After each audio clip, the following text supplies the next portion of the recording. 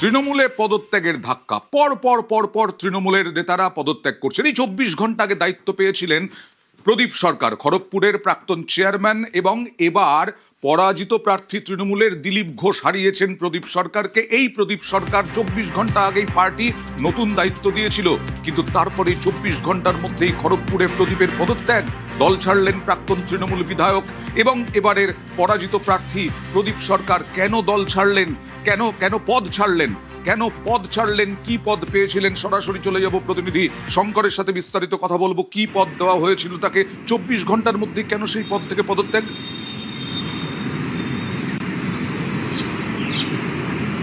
দেখুন দা, এই প্রদীপ সরকারই ছিল মমতা বন্দ্যোপাধ্যায় একেবারে ঘনিষ্ঠ। এই জেলা সফরে এলে প্রদীপ ছাড়া অন্য কোনো নাম বোধহয় তার মুখ থেকে বেরোতো না। আর সেই প্রদীপ সরকারকে গতকাল সন্ধ্যেবেলায় বলা যায় তৃণমূল তরফ থেকে জেলার সাধারণ সভাপতির পদটা দিয়েছিল, কিন্তু সেই পদ দেওয়ার কয়েক ঘন্টার মধ্যেই আজকে 11টা সভায় একটি সাংবাদিক সম্মেলন করে প্রদীপ সরকার পরিষ্কারভাবে জানিয়ে দেন যে তৃণমূলের সমস্ত পদ থেকে তিনি রিজাইন করেছেন এবং তার অফিসে লাগানো তৃণমূলের দলনেত্রী মমতা বন্দ্যোপাধ্যায় বা অভিষেক বন্দ্যোপাধ্যায় সমস্ত ছবি খুলে নেওয়া হয়েছে। এবং তিনি যেটা অভিযোগ করেছে, তার মানে কি তৃণমূল ছাড়লেন প্রদীপ সরকার?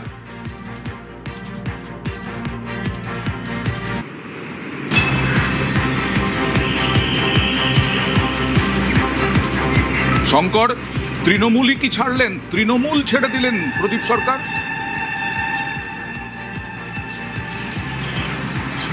হ্যাঁ, একেবারে অয়েন্দা পুরো তৃণমূল দল থেকে নিজেকে সরিয়ে নিলেন। বলা যায় যে তৃণমূলের সমস্ত পদ এবং দল ছেড়ে দিয়েছেন। শুধু দল ছাড়েননি, তার অফিসে লাগানো সমস্ত ছবি তিনি সরিয়ে দিয়েছেন এবং তৃণমূলের যে লোগো বা ইত্যাদি সব খুলে ফেলে দিয়েছেন।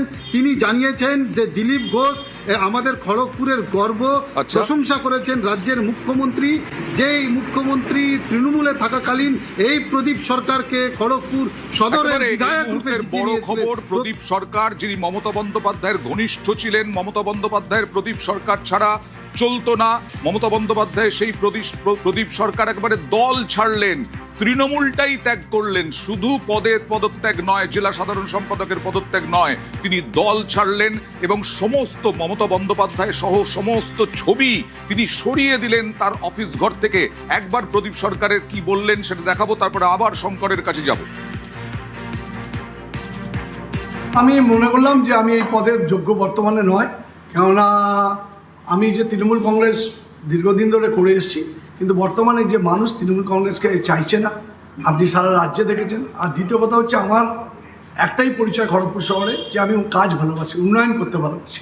সেই ডেভেলপমেন্ট বর্তমান যে সরকার মাননীয় মুখ্যমন্ত্রী শুভেন্দু অধিকারী করছে, আর যে শুভেন্দু অধিকারীর হাত ধরে আমি জীবনে প্রথমবার এমএলএ হতে পেরেছি আজকে, সেই জন্য আমি সত্যি গর্বিত। দলে অভিষেক বন্দ্যোপাধ্যায় জবে থেকে দায়িত্বে ছিল, খড়গপুরের জন্য কোনো নজর দেয়নি। বিনা কারণে আমাকে চেয়ারম্যান যখন সরেছিলেন, ওনার অফিস থেকেই সরানো হয়েছিল। কোর কমিটি যে করে দেওয়া হয়েছে ওনার নির্দেশেই হয়েছিল। তাহলে প্রত্যেকটা ক্ষেত্রে তো খড়গপুর যে ডোবার পিছনে তো ওনারও অবদান আছে, অস্বীকার করে লাভ নেই তো ওনার অফিসে। শুভেন্দু অধিকারীর প্রশংসা, দিলীপ ঘোষের প্রশংসা, এই সরকারের প্রশংসা, আর এই দেখুন মমতা বন্দ্যোপাধ্যায়ের ছবি সমস্ত কিছু খুলে ফেলছেন প্রদীপ সরকার, এবং খুলে দিলেনও। এইবার আরো একবার চলে যাব শঙ্করের কাছে। শঙ্কর, দীর্ঘদিনের তৃণমূল নেতা, আজকে শুভেন্দু অধিকারীর প্রশংসায় পঞ্চমুখ। আজকে কি এমন হলো যে পালা বদলের পরেই তিনি পদত্যাগ করলেন, দলই ছেড়ে দিলেন?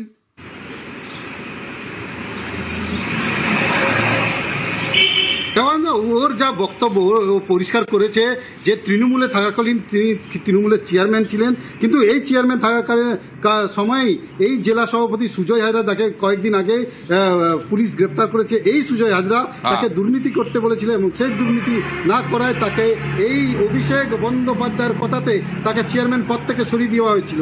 এবং তিনি আরও অভিযোগ করেছেন যে দলের সমস্ত পদে থেকেও তাকে কোণঠাসা করে রাখা হয়েছিল। তাকে এই নির্বাচনে কার্যত হারানো হয়েছে তৃণমূল নেতাদের দিয়ে। ফলে তিনি তৃণমূলের বিরুদ্ধে ক্ষোভ উগরে তিনি তৃণমূল ছেড়েছেন এবং সমস্ত পদ থেকে ইস্তফা দিয়েছেন।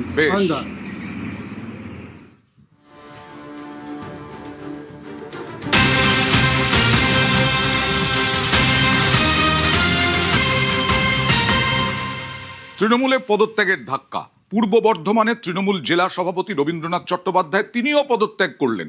তিনি কি তার পদ থেকে পদত্যাগ করলেন নাকি দলই ছাড়লেন, এটাও একটা বড় প্রশ্ন। শারীরিক অসুস্থতায় প্রাক্তন বিধায়কের পদত্যাগ বলা হচ্ছে। এই মুহূর্তে সরাসরি চলে যাব প্রতিনিধি রণদেবের কাছে। রণদেব, কিছুক্ষণ আগে প্রদীপ সরকারের কথা শুনছিলে। প্রদীপ সরকার পদ থেকে পদত্যাগ করেছিলেন, তারপরে শোনা গেল তৃণমূল থেকেই মানে দলই ছেড়ে দিয়েছেন। শুভেন্দু অধিকারীর প্রশংসায় পঞ্চমুখ, দিলীপ ঘোষের প্রশংসায় পঞ্চমুখ। রবি চ্যাটার্জির কি খবর, তিনি কি দল ছাড়লেন?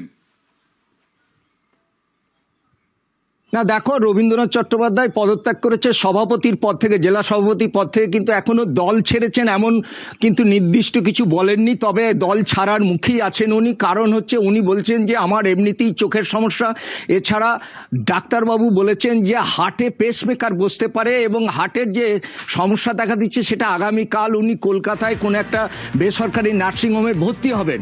সেখানেই কিন্তু তারপর উনি সিদ্ধান্ত নেবেন আদৌ দলে থাকবেন কিনা। কারণ হচ্ছে যে ওনার শারীরিক যা অবস্থা, সেই অবস্থায় এই মুহূর্তে কোনো রাজনীতি করার ইচ্ছা তেমন নেই, কিন্তু দল চালাবার মতো ক্ষমতাও ওনার নেই, সেই কারণে উনি পদত্যাগ করেছেন।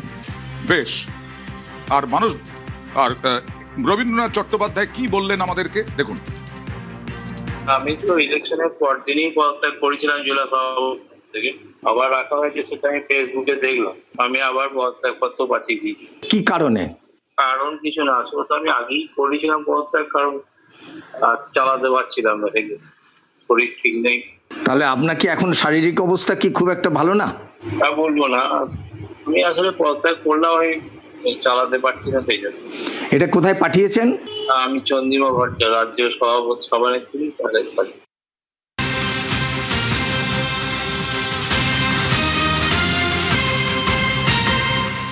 এর আগে আপনাদের মনে করিয়ে দিই, দল ছেড়েছেন দীর্ঘদিনের কংগ্রেস নেতা, তৃণমূল কংগ্রেস নেতা মানস ভূঁইয়া। দল ছেড়েও বিপাকে, তার বিরুদ্ধে এফআইআর হয়েছে। মানস ভূঁইয়ার বিরুদ্ধে এফআইআর হয়েছে কেন? 5 লক্ষ টাকা নিয়ে চাকরি দেওয়ার অভিযোগ। কথা বলবো প্রতিনিধি দিগ্বিজয়ের সঙ্গে। দিগ্বিজয়, কি অভিযোগ রয়েছে? দেখো অয়ন্ত, তোমাকে জানিয়ে রাখি, দল ছাড়ার পরেও কিন্তু নেই মানস ভূঁইয়ার, কারণ তার আরো চাপ বাড়লো।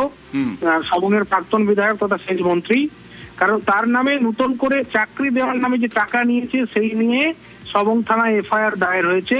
আচ্ছা, সবংয়ের যে বিষ্ণুপুর রয়েছে, বিষ্ণুপুর পশ্চিম বুথ, সেখানকার এক বাসিন্দা, আমরা সূত্রে খবর পাচ্ছি তারই সহসঙ্গী অনন্ত টুং নামে তার স্ত্রীকে চাকরি দেওয়ার নামে, সেচ দপ্তরে চাকরি দেওয়ার নামে 5 লক্ষ টাকা নিয়েছিল এবং সেই চাকরিও হয়েছিল।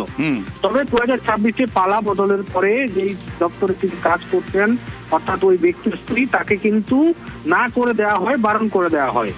তারপরেই কিন্তু ক্ষুব্ধ হয়ে ওই অনন্ত টুং বলে যে ব্যক্তি রয়েছে, সবং থানায় অভিযোগ দায়ের করেন সেচ মন্ত্রী প্রাক্তন